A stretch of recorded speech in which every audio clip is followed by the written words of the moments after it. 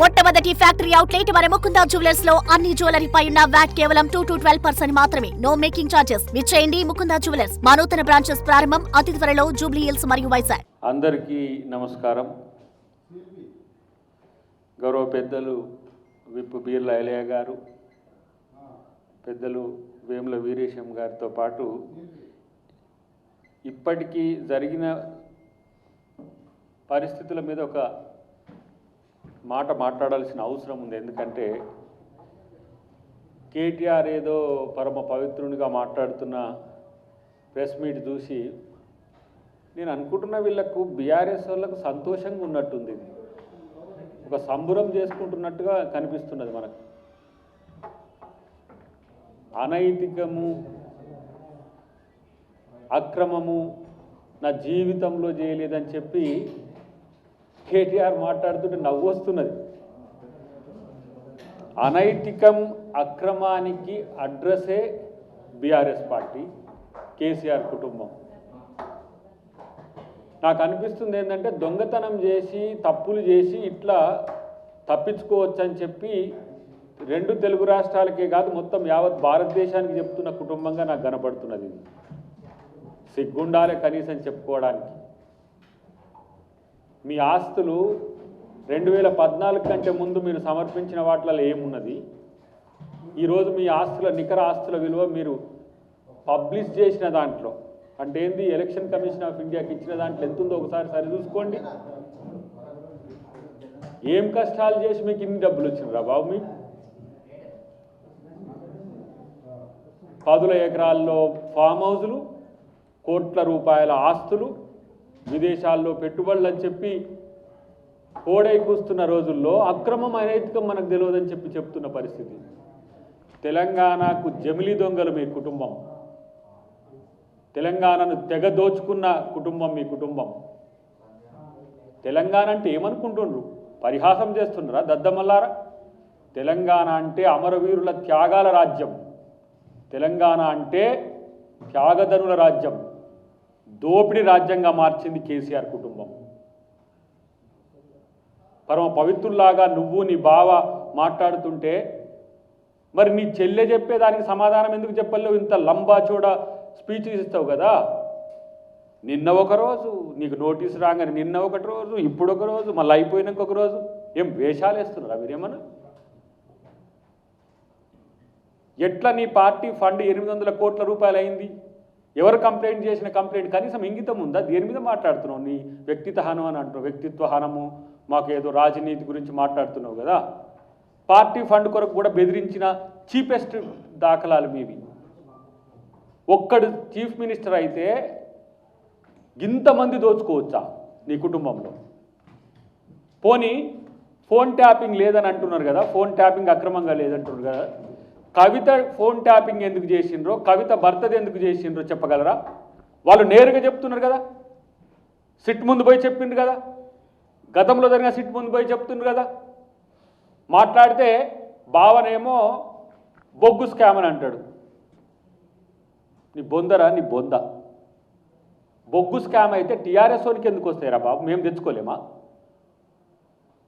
ఎవరు వినోద్రావు, ఎవరు ప్రతిమ కంపెనీ, ఎవరు ఉపేందర్ రెడ్డి?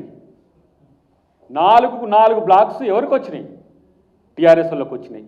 అంటే కాంగ్రెస్ పార్టీ స్కామ్ చేస్తే టీఆర్ఎస్ వాళ్ళకి వస్తాయా? ఇదేనా అవినీతి అని చెప్పేది?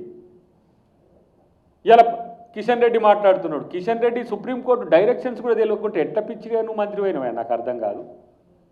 సైట్ విజిటింగ్ అని మీరే కదా పెట్టింది. దాంట్లో ఎట్లా వస్తుంది బొగ్గు స్కామ్కి సంబంధించిన అంశంలో? మరి నీకు కూడా ఉండాలి కదా సోయి. నీకు 49% నువ్వు స్టేక్ ఉంది కదా. 51% తెలంగాణ ప్రభుత్వానికి ఉన్న మేము యజమాన్యం ఉన్నా కూడా నీకు స్టేక్ ఉంది కదా.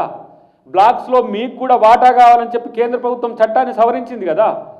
మరి గాయింగిత జ్ఞానం కూడా కిషన్ రెడ్డి లేకుండా ఆయన కేంద్ర మంత్రి ఎట్లయిండు? కేంద్ర మంత్రికి మళ్ళీ లేఖ రాస్తాడు హరీష్ రావు.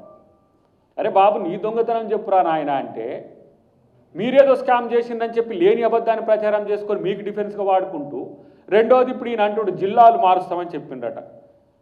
జిల్లాలు మారుస్తాం, ఏడికి పోతే ఆడ నారాయణపేట పోతే నారాయణపేట, లేకపోతే గద్వాల పోతే గద్వాల, నిన్న సిరిసిల్ల పోతే సిరిసిల్ల, మళ్ళీ కరీంనగర్ పోతే కరీంనగర్, ఏడికి పోతే ఆడ మీ జిల్లా మారుస్తారటని.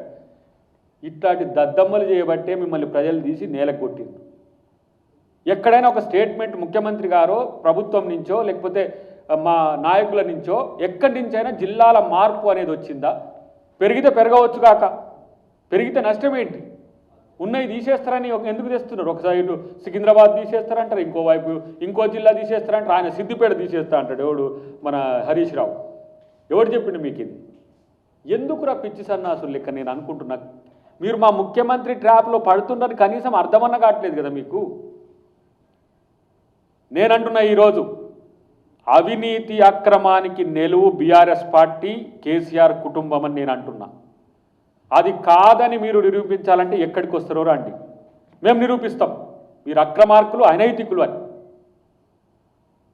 ఈరోజు నిధుల కోసమే కాదు, నాయకులను మీ పార్టీలో చేర్చుకోవడం కొరకు కూడా వాళ్ళ ఫోన్ ట్యాపింగ్లు చేసిండ్రు. 2018లో కూడా మీరు ఫోన్ ట్యాపింగ్లు చేసిండ్రు. 2018లో ఈరోజు ఎదుర్కొంటున్న ఎవరైతే ప్రభాకర్ రావు ఇంటెలిజెన్స్ ఐజీ, తర్వాత అంతకుముందు మా నల్గొండ జిల్లా ఆయన ఎస్పీగా పనిచేసింది. మా ఫోన్ ట్యాపింగ్లో మాకాయ వచ్చేటోళ్ళందరినీ గుంజుకుపోయి బీఆర్ఎస్కి అటాచ్ చేసిన చరిత్ర ఆయనది. ఇలా మాట్లాడుతున్నారు కదా, డీజీపీ శివధిరెడ్డి గారికి ముందు మీరు ఎంక్వైరీ చేయరి, మీరు ఆ దాని మీద సిట్ వేయండి, ఈ దాని మీద సిట్ వేయండి, ఇంకో దాని మీద సిట్ వేయండి. దొంగలు చెప్పే నైతిక హక్కు ఉందా? ఫస్ట్ మీరు ఏందో తేల్చుకోవాలి కదా. ప్రతి ఒక్క విషయంలో మీరు చేస్తున్న ఏవైతే రాద్ధాంతం ఉందో తెలంగాణ ప్రజలు కాదు, తెలుగు ప్రజలు కాదు, మొత్తం యావత్ భారతదేశం వింటున్నది. వేల కోట్ల రూపాయలు ఒకవైపు ఏమో రాష్ట్రాన్ని దివాలా తీసి పారేస్తుంది, ఇంకొక వైపు ఏమో నాయకులను ఏ విధంగా గుంజుకోవాలనో ఆ విధంగా గుంజుకుంటుంది. ఎన్నికల కాస్ట్ కూడా పెంచేస్తుంది. మునుగోడు ఎన్నికల కాస్ట్ ఎంతో ఒకసారి చూసుకోండి, హుజూర్ నగర్ ఎన్నికల కాస్ట్ ఎంతో చూసుకోండి, హుజూరాబాద్ ఎన్నికల కాస్ట్ ఎంతో చూసుకోండి. పథకాల రూపంలో దళిత బంధు అని చెప్పి హుజూరాబాద్లో మొత్తం దళితులకు అందరికి ఓట్లను ఇప్పుడు ఎట్లయితే మోడీ నితీష్ కుమార్ ఎన్నిక బీహార్లో ప్రతి ఒక్క మహిళకు 10,000 రూపాయలు ఇచ్చి 32,000 కోట్ల రూపాయల బడ్జెట్ నుంచి ఎన్నికల ముందు మొదటి విడత తర్వాత పంచిన చరిత్ర ఉంది. అట్లనే దళిత బంధు అట్లనే పంచినా కూడా మీకు విజయం రాకపోయే.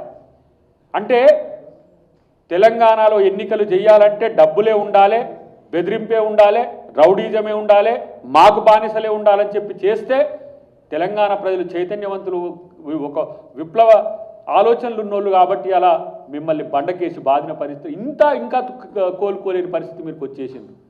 కాబట్టి మిత్రులారా, తెలంగాణ సమాజమా లేదంటే తెలుగు ప్రజలారా, వీళ్ళ మాటలు నమ్మకండి. తెలంగాణను దోచుకున్న బందిపోట్లు వీళ్ళు. తెలంగాణ పేరు చెప్పి తెలంగాణ ఉద్యమం నడిపినట్టుగా నటించి తెలంగాణ సోనియా గాంధీ ఇస్తే దాన్ని దోచుకోవడానికి ఏదో పరాయి దేశమోడు వచ్చి తెలంగాణ మీద పడి దోచుకున్నట్టు దోచుకోవడానికి వచ్చి దోచుకున్న దొంగలు. మీ పార్టీ పేరులో నుంచి తెలంగాణ రాష్ట్ర సమితి అనే పేరు ఉంటే దాన్ని నుంచి తెలంగాణను తీసివేసి భారత్ రాష్ట్ర సమితి అని చెప్పి తెలంగాణకు ద్రోహం చేసిన, తెలంగాణకు తల్లికి ద్రోహం చేసిన దొంగలు.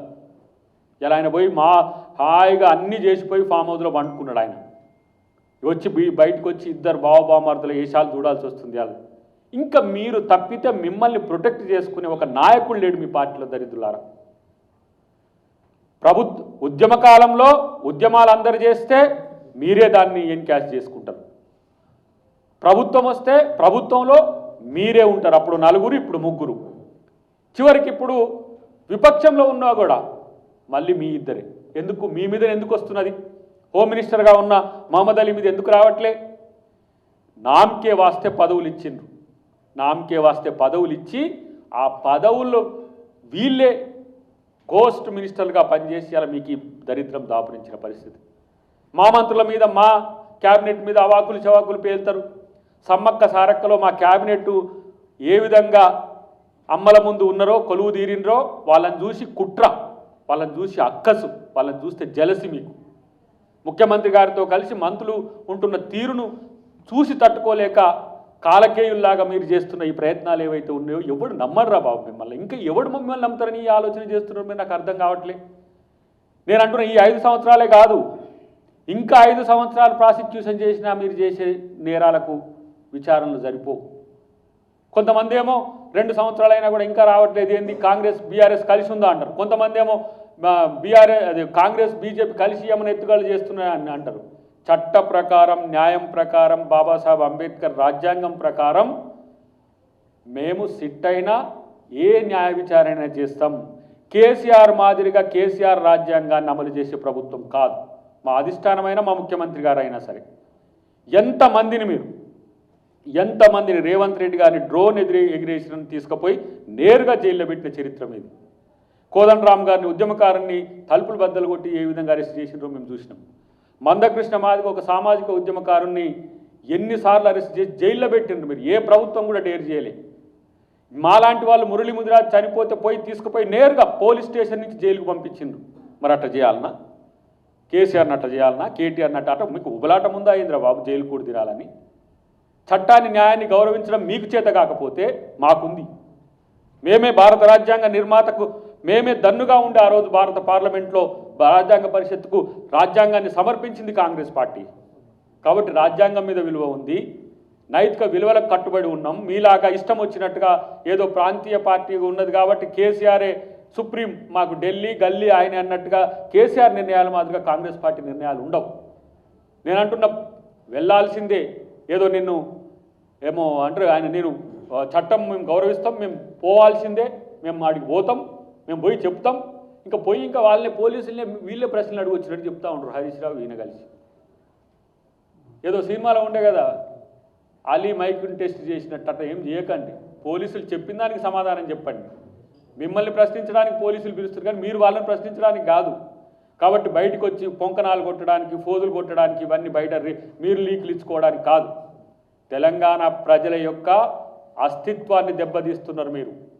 ఫోన్ ట్యాపింగ్లతో ఏం సాధిద్దామని చేసిందో చెప్పాల్సిన అవసరం ఉంది. అసలు ఫోన్ ట్యాపింగ్లో ఒక మంత్రి ఎందుకు, మాజీ మంత్రి ఎందుకు వస్తాడు? మాజీ మంత్రులు ఎందుకు వస్తారు? పార్టీ నాయకులు ఎందుకు వస్తారు? అధికారులు కదా ఉండాల్సింది. అధికారులు మీ పేర్లు ఎందుకు చెప్తున్నారు? ఇదంతా ఆత్మపరిశీలన చేసుకోండి. డెఫినెట్గా కాంగ్రెస్ ప్రభుత్వం పారదర్శకంగా ఉంటుంది. ఆ బొగ్గుకు సంబంధించిన అంశాలు కూడా తర్వాత మేము మళ్ళీ మాట్లాడేటప్పుడు బీర్లా అలయ్య గారు కానీ మా వీరేశం గారు కానీ మా పెద్దలు చెప్తారు. ప్రతి ఒక్కదానికి సమాధానం ఉంది. రేవంత్ రెడ్డి గారు ఏమో మీ మీద కక్ష సాధింపు కొరకు, రాజకీయ కక్ష సాధింపు కొరకు చేయట్లే. రాజకీయ కక్ష సాధింపు కోసమే అయితే 2 సంవత్సరాలు చాలా ఎక్కువ. కాబట్టి అలాంటి కక్ష సాధింపు కాదు. డెఫినెట్గా ప్రజలకు పూచీకత్తుగా కాంగ్రెస్ ప్రభుత్వం ఉందని చెప్పి తెలియజేస్తున్నాం.